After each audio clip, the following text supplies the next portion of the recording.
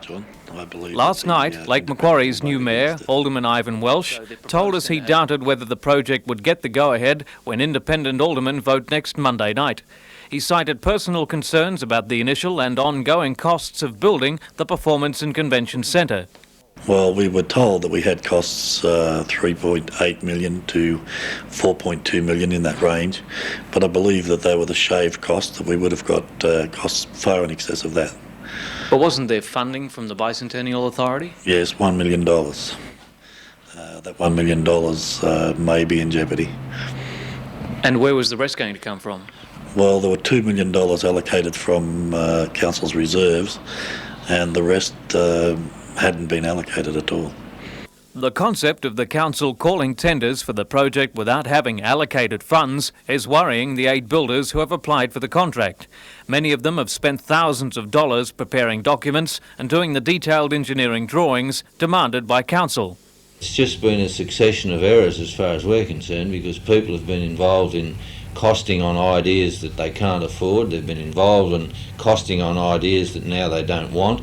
It's been a succession of changes of mind. It's been a succession of changes of cost. It's been a succession of avoiding the issues or changing your mind.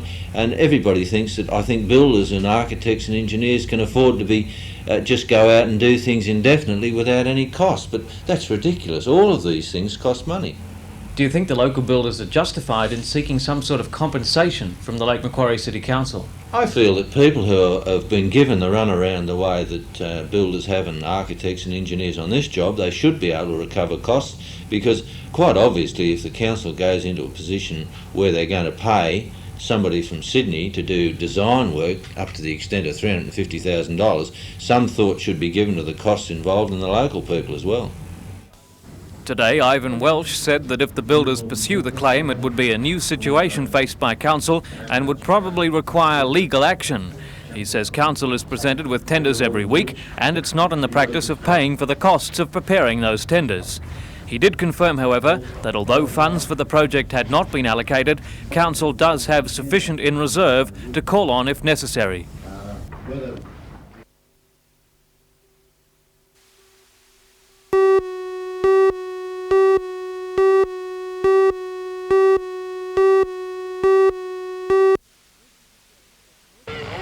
Emergency service personnel and health workers are usually in the front line when it comes to trying to save someone who's been in an accident. Quite often there's a lot of blood, and in 1987 this is posing a problem because more and more people are now carriers of AIDS or hepatitis B. Last night a lecture was given to health and emergency service workers. It covered a range of AIDS issues, focusing particularly on how health workers can avoid becoming infected themselves. The lecture was told that US figures show that only a small number of health workers who have contracted AIDS caught it through their work. Nevertheless, they were urged not to be complacent. So having covered your cuts, and if you cannot cover them, you put on a pair of gloves. If you haven't been able to put on a pair of gloves, and you wash your hands as quickly as blood exposure occurs. And if you are concerned, please go and see either your casualty doctor or your local doctor or your staff doctor if you have been exposed to blood. The only other way that you can actually absorb blood through your body system is through your eyes.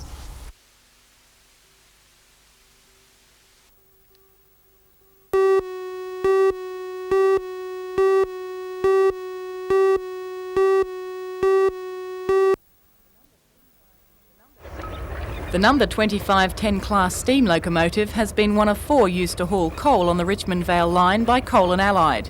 The company decided in August the line from the Stockrington No. 2 colliery to the Hexham coal preparation plant would close. The locomotives would go and coal would be hauled by road. A month later, 18 Richmond Vale railway workers were retrenched. As a result, 8 of the men commandeered the loco on September the 24th. They've been staging a sit-in protest at Minmi ever since, in an attempt to retain their jobs and continue hauling coal by rail. Local residents joined the men, saying the roads were too dangerous for heavy coal trucks, and the issue came to a head last Friday when 5 people were injured, including a pregnant woman who subsequently lost her child when the car they were travelling in collided with a coal truck. As a result, Police, Main Roads Department and Coal and Allied officials agreed to inspect roads this morning at 10 o'clock. Residents were ready to make their views known, but the meeting was delayed, leaving this group of residents confused and waiting. Coal and Allied said the meeting had been cancelled because residents weren't wanted there. The whole way through this whole matter, the coal company has not talked to the residents, and we think until they do, the matter is never going to finish. The meeting went ahead 2.5 hours later, attended by Newcastle Council, DMR, police and Coal and Allied representatives. The results of that meeting are not yet known. Meanwhile, former railway workers agreed today to return the locomotive to Hexham. We have achieved something. We've more or less forced Coal and Allied into talking to us, and more or less got our right to reply. The railwaymen aren't giving up on their hopes to continue hauling coal by rail, but the future of the locomotive will be discussed at a closed meeting with Coal and Allied on Monday. We agreed that we would go to this meeting and have the meeting with the men there, provided they return the locomotive. The locomotive now has been returned. It's in its shed at Richmond Vale siding, and to the best of my knowledge, the meeting will go ahead on Monday afternoon. What have the men got to do to secure their retrenchment pay? Well, as far as I'm concerned, at this state in time, they were dismissed for willful misconduct, and the conditions of willful misconduct still stand, so it'll remain to be seen what happens at the court on Monday. Will they be getting paid as far as you're aware? Not as far as I know at this stage, no.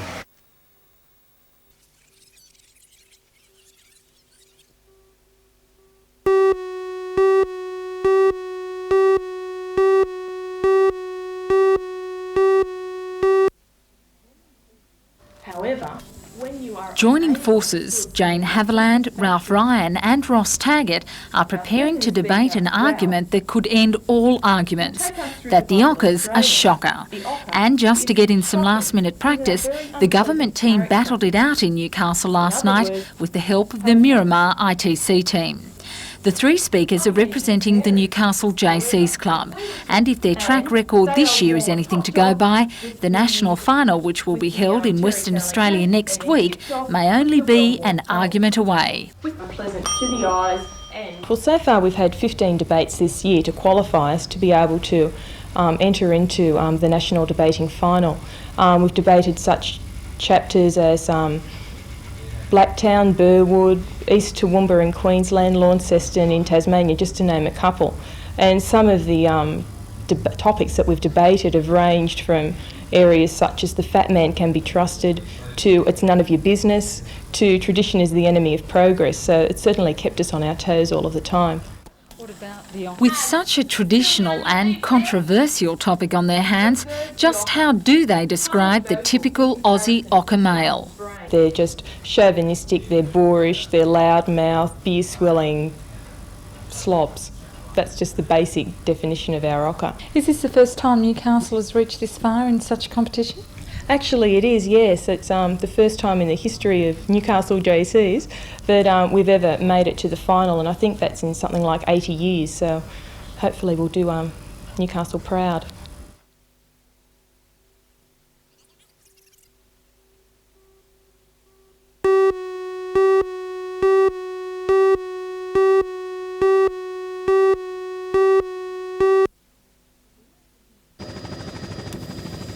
BHP is planning to cut the workforce from its Steelworks plant in Newcastle over the next 2 years.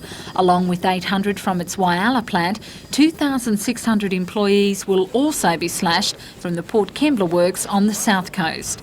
In Newcastle, the workforce is expected to drop to 4,750 through attrition and early retirements. Next week, Trades Hall Council will represent the region at a special meeting of the ACTU called to discuss the future of BHP's rationalisation scheme. We would be seeking to have the BHP comply with the provisions of the Steel Industry Plan. The ACTU has convened a meeting for the 25th of this month, that's next week, where all those regions, Whyalla, the South Coast and Newcastle, a meeting that all those unions will participate in. We would be arguing, as those other unions are arguing, that the BHP aren't complying with the provisions of the Steel Industry Plan. They've accepted the money to rationalise the industry. Part of the conditions were that there be no further retrenchments in the industry. However, it appears now that BHP find a necessity to do that. The BLF riots in Melbourne this week have also come under the criticism of the Executive Council of Trades Hall. Last night a resolution was passed condemning the actions of both the Builders Labourers Federation and the Victorian Government. Having taken a stand 18 months ago on the Builders Labourers Federation, we're condemning the actions of the Victorian Government as an action that is unprecedented in the industrial relations scene in Australia. Not even in Queensland during the worst period of CQEB did we see such actions. I believe that it will be counterproductive and react against the government and give the Builders Labourers Federation a boost that we would prefer them not to see.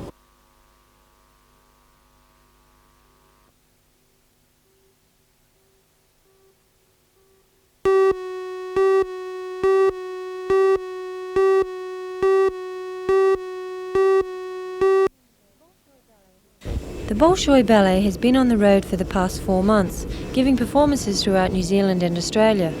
Newcastle is the last leg of this extensive tour. The nature of the tour has proved rather demanding for the company's 75 dancers, requiring them to perform every night.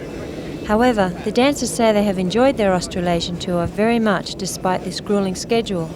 The tour hasn't been very easy because we have been dancing every day, every night.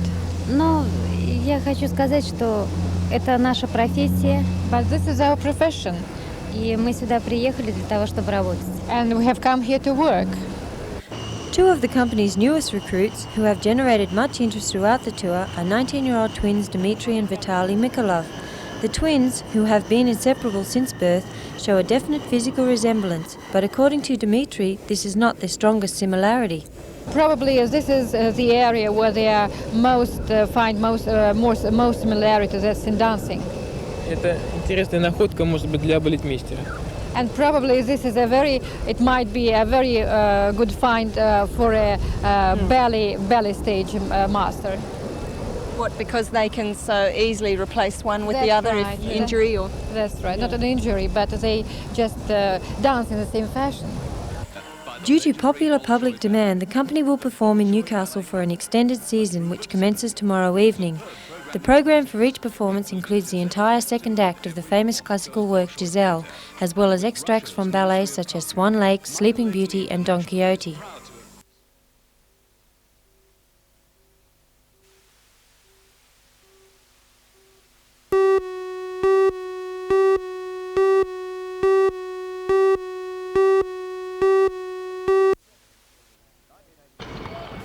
"1987 has been an outstanding year for Rachel. She was a major force in Australia's first ever win at the World Youth Cup. She's dominated her age group and is the #1 ranked under-16 player in the country.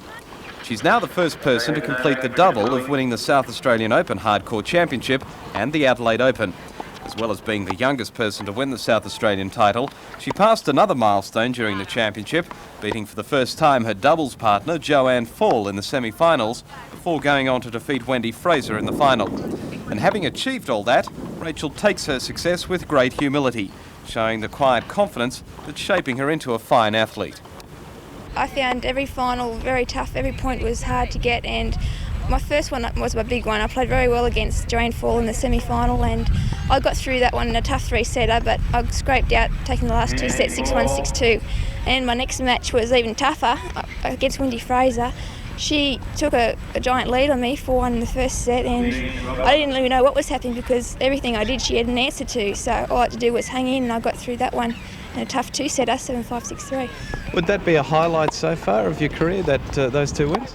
Oh, certainly. It certainly scraped up my bank savings anyway, but I'm saving up for even trips to go overseas for that money, and hopefully have some bigger wins in the satellites coming up soon. Okay, well, let's talk about that. Firstly, this weekend, City versus Country, and then you're defending your title on Sunday. How do you feel about that? Well, playing Anne, I can't take that match easily because I played her last year in a windy day, so it was tough. We had some long rallies, but I managed to scrape through that one in a 2-2 final. So, you know, Anne's been practising pretty hard this year, and I think I'm expecting a hard match this year too.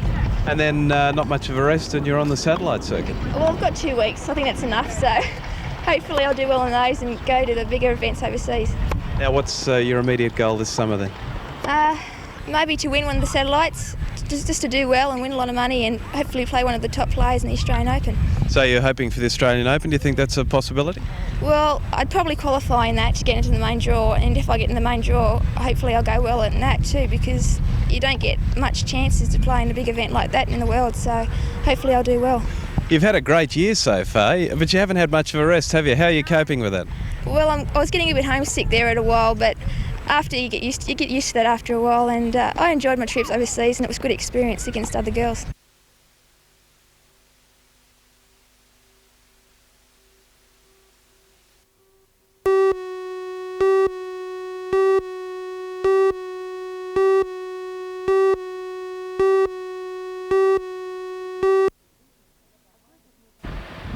A group of Newcastle businessmen are behind the proposed venture, which seeks to establish a small brewery and tavern on the foreshore of Newcastle Harbour. The plan is to house a brewery in one of the buildings being constructed by Newcastle City Council as part of the Queen's Wharf development. The plans are well advanced. The company, Renac Holdings, was listed on the second board of the Sydney Stock Exchange in April, and Newcastle City Council is currently considering the proposal. According to one of the company's directors, accountant Greg Walls, visitors will be able to view the brewery in action. The brewery is designed to be to occupy 2 floors, and it will be behind glass, so the patrons at the tavern will be able to actually watch the beer being brewed. The cost of fitting out the brewery will be about $700,000. Beer brewed on site will carry local names such as Nobby's Pale Ale and Steelworks Bitter Ale. Initially, it will only be available at the tavern, but it's envisaged that bottled product will eventually be distributed through a liquor chain on the Central Coast. Mr Walls says he's confident that tourists will visit the brewery. Every day the Vineyard Explorer leaves from Newcastle and will in fact be leaving from Queen's Wharf and travels to our headquarters in the Hunter Valley, but also there's at least 2 other tourist buses that do use and travel to Newcastle on a daily basis. We'd be anxious to see that at least those 2 tourist buses stop at Queen's Wharf, and if they look at the facility and they look at a unique brewery, I'm sure they'll be enticed to come back.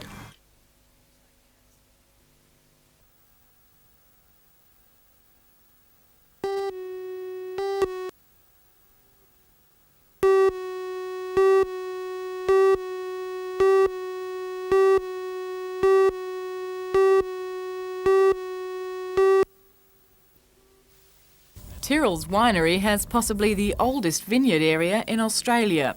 The 1879 vineyard has 70% of its original vines. Late yesterday, a freak hailstorm flattened high hopes for the 1988 vintage.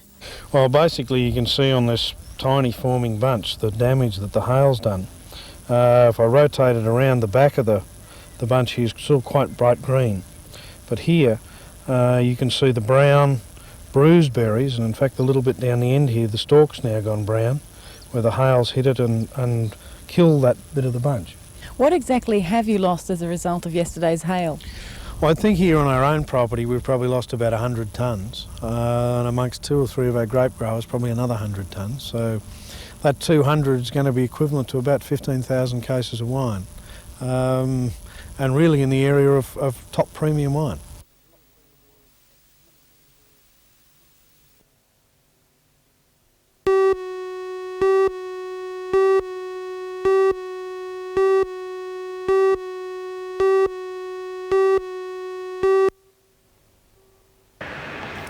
Grossmann House in Church Street, Maitland is a rambling Victorian house. It has been restored and furnished as a gentleman's townhouse. The property is open each Saturday and Sunday afternoon, but of late attendances have been a bit down. To spark up some interest, the National Trust has brought some of the more eccentric items into town and has them on display at the Hunter Heritage Centre. The display gives you a very good idea of what Victorian life must have been like. And some of the items make you jolly glad that you weren't around during the Victorian era. This iron weighs a tonne, while this machine for pleating is incredibly confusing. Other items are outright bizarre, such as this moustache cup designed to keep men's whiskers out of their tea. These were the latest in discreet hearing aids. And tight gloves were no problem for our Victorian ancestors. They would simply have called on their glove stretchers. Lisa Muir, Secretary of the Hunter Regional Office of the National Trust, is confident the exhibition will get a warm reception. Well, the idea is to let local people know that Grossmann House in Maitland is open and available to visit, and to give them an idea of the types of artefacts that are exhibited there. Do you think many people will come here and view the exhibition? Well, we hope so. We've put a lot of effort into putting it together, and we hope that they'll take advantage of the items displayed here and come in and see them.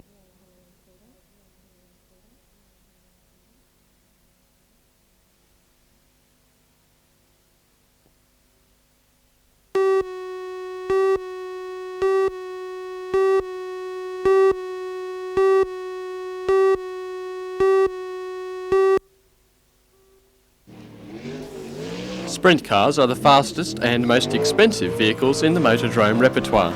Gary Rush's custom-built model is worth $50,000, and that doesn't include the cost of transporting it to motordromes, which are the only places he can drive it. If that seems a lot of money for a small car, consider that it first costs $20,000 for the fully worked 600 horsepower Chevy V8 engine, which enables Rush to do this. But despite the expense, Rush, who first started racing sprint cars 22 years ago, and who also came in 11th in the recent Bathurst Hardy Ferodo, says it's his passion. Well, I don't know of any other type of racing like it, but mind you, I'm pretty one-eyed about it. I love it. I love sprint car racing. I think it's the most exciting type of racing in the world today. Rush has been tipped as favourite for this weekend's $6,000 Winfield Challenge Cup, although he'll have plenty of challengers, including George Tatnell, Dennis Farr and Bob Tunks. Yesterday, however, Rush was quietly confident. Well, I've got a pretty good record here at Newcastle, and I stand as good a chance as anyone. It'll be a trying battle, though? Well, it's never easy at Newcastle, because Newcastle's, it's classed as it's a fast little circuit, and it's that fence. You've got that fence on your mind there, and but no, you have to have your wits about you when you race at Newcastle.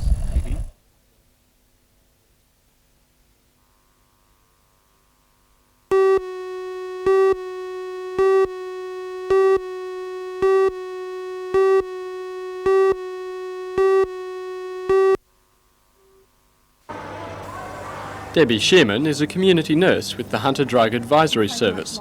She's also an expert in baby health and a firm believer in natural remedies, such as massage. We're not saying that all medicines, or that medicines aren't always appropriate for using with young babies, but there are times where there are some non-medical alternatives that can be just as effective. And particularly when you've got a baby who's unsettled, perhaps with a bit of wind, or perhaps unsettled after whatever reason, the baby massage can be a very effective way of settling that baby down. Debbie demonstrated the miniature massage techniques last night with co-star 9-week-old David. Although Debbie says he was thoroughly enjoying it at the time, David will no doubt be cursing videotape recorders in his teenage years. Debbie says with a little practice, anyone can massage their baby. However, the Natural Remedies message is not just for children. We tend to live in a fairly fast-moving life, and so we tend to think that everything needs to happen 5 minutes ago. And I think the same applies to pain and discomfort as well, that we tend to think, well, gee, there's something I could take to get rid of that pain and discomfort without stopping and thinking about some of the non-medical things that may be just as effective. The Safety Week includes a multitude of community groups, and so from one relaxation method to another, a demonstration of the Chinese art of Tai Chi. And the fire brigade were on hand to give advice or help a young potential member to see himself in the career. Also, with summer drawing near, many took an interest in the surf life-saving display. Although it's always to be hoped it will never be needed, knowledge of mouth-to-mouth resuscitation and cardiac massage will almost certainly save lives in the coming months. The National Safety Council Health and Safety Week concludes on Saturday.